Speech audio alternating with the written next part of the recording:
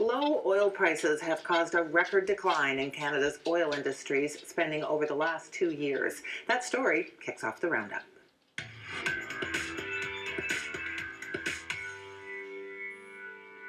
The Canadian Association of Petroleum Producers says spending on major projects is forecast to drop to $31 billion this year. That's down from a record high of $81 billion in 2014. CAPP says it's the biggest drop on record going back to 1947. It also says Canada needs to take action so the industry can compete globally. But can they is another problem. Goldman Sachs released a report today saying oil at $35 a barrel is an ideal price for U.S. companies looking for oil. At that price, explorers are still able to make money. But it's low enough to deter shale oil producers from ramping up production. Nicole Verkindt is the founder and president of OMX. Nicole, what do you think about this one? Well, I'm hesitant to think that this is just cyclical and that we're definitely going to have the price of oil come back up. So in Canada, unfortunately, it tends to be more expensive for us to ship our oil, and so we need higher prices to justify investments, and it is unfortunate, obviously. Yeah, I mean, there's lots of discussion about different types of projects. What is the break-even point at which it makes sense, to be in business? And apparently for mining projects, it's $35.34. So we are just slightly above break-even. And of course, if you're looking at thermal projects, that's closer to $40. So I mean, that kind of a price that's okay for Americans is not okay for Canada. Yeah, and it's tough to end this long love affair that we've had with resources, but we have to be prepared for the worst. And we talked yesterday about renewables, and we've got lots of other markets and investments that can be made. So at the end of the day, it's got to be up to the market. And for me, just relying on OPEC, that might not be a sustainable business model. Yeah, the one little bit in this that is a bit encouraging is just this idea that $35 will deter more shale exploration. And of course, shale is what has caused so much of this decline. That revolution of discovering they could get so much oil in the U.S. from fracking is what has been playing part of that role in driving the price down. And apparently this is not a good price for fracking, so we can only hope that that is going to limit supply to some extent. And as you say, look for some of those diversifying ideas that people talk about all the time. All right, now speaking of diversifying the economy, Uber, a big technology company here that's making a lot of waves, and Canada's largest city has been struggling to come up with new rules aimed at allowing both taxis and Uber drivers to operate legally. Today, Nicole, Toronto released a new report outlining a different set of rules for each. The report recommends that UberX vehicles, that's the service that allows anyone to operate their own car, like a taxi, be inspected annually. Drivers will also be subject to criminal background checks, and they must carry $2 million collision and passenger insurance. At the same time, the city suggests cab driver licensing and training fees should be reduced. Also, taxi companies should be able to offer discounted fares, and only taxis would continue to be able to pick up people hailing cabs on the street. Toronto City Council is set to vote on the proposed changes in May. So I don't know, Nicole, so many cities in Canada have been struggling with how to handle this. We know we've seen Uber go in and then out of both Edmonton and Calgary. Do we think Toronto might have it right? Yeah, absolutely. I think they've come to a good compromise. Both sides are giving and getting. Overall, I'm seeing a little bit less regulations across both sides, only regulating the important things like safety and insurance. And I mean, I love Uber. I've spent the entire day today doing Uber Pitch, which was a blast.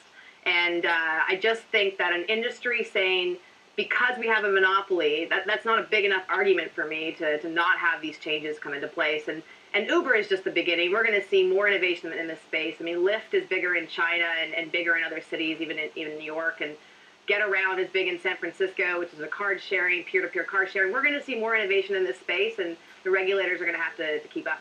Yeah, I guess I'm curious. It does seem like the playing field is evening just a little bit, because part also of this idea of what Toronto has come up with is that if you do access a taxi using an app, then they can set a lower price. So much of this industry is legislated and regulated, prices are set and all the rest of it. So, if Uber's having to have insurance and taxi companies can offer a cheaper price if it's coming through an app, I mean, at a certain point, maybe taxis can compete, and there's not even such a motivation for consumers to call up Uber.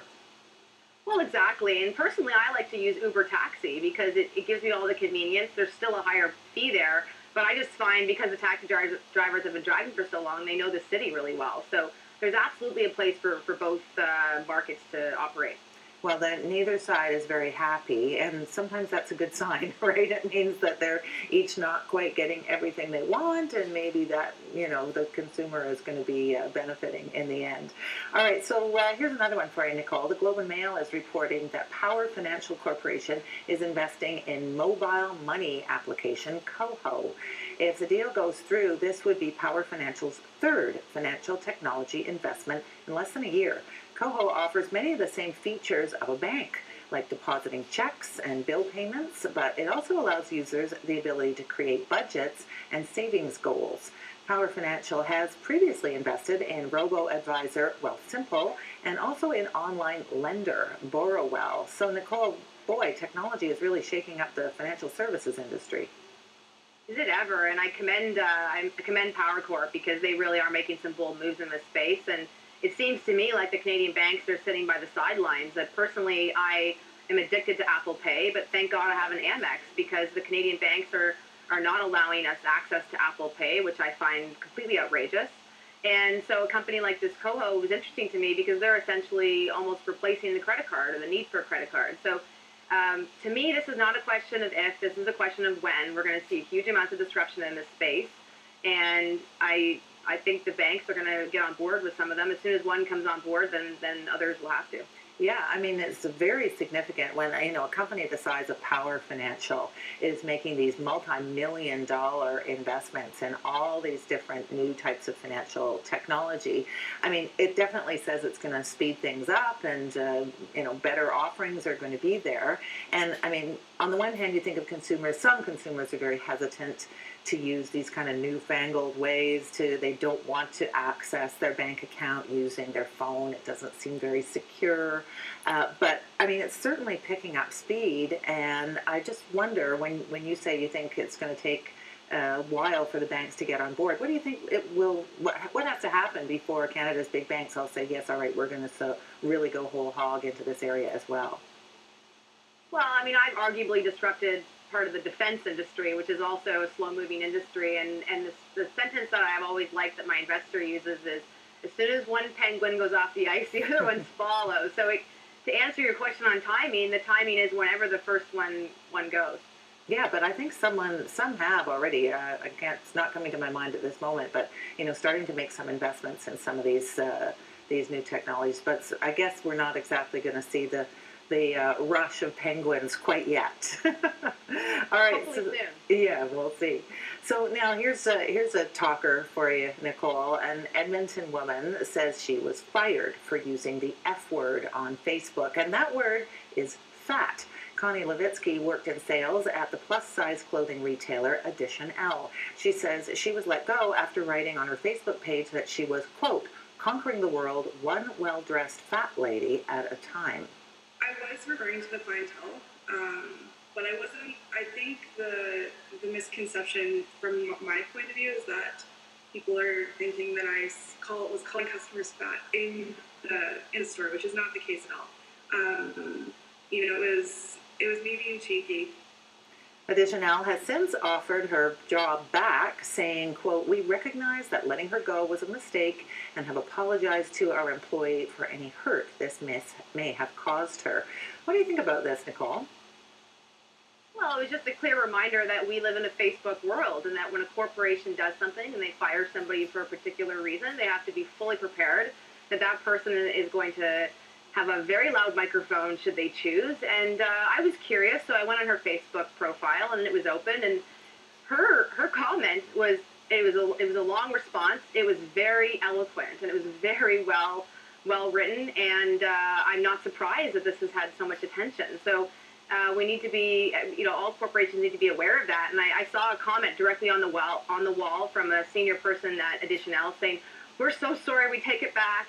And she responds, and all these people started responding and said, "You're only saying that because of the media." And so it's just so incredible how quickly this can get attention. Yeah, although, I mean, my perspective is I don't think she should have said that. Just in the sense that, her argument, I agree, was very eloquent. It's like, I'm okay with that. I think that word has got a bad reputation. But just because she's okay with it doesn't mean that other plus-size people are. And to me, it maybe could be perceived as being insensitive. And the fact that the company kind of turned around on it so quickly, I'm not sure if that was right. Yeah, it's definitely a tough one, and there's freedom of speech, and everyone has the right to their opinion. But in this particular case, this was the sentence she was using to describe the corporation she worked for. So now we're getting into corporate messaging and commenting on the corporate brand, and so there's another. So she should have got fired. At least we can argue about that another time, I guess. All right. Thanks for being with us, Nicole. Thanks, Dan.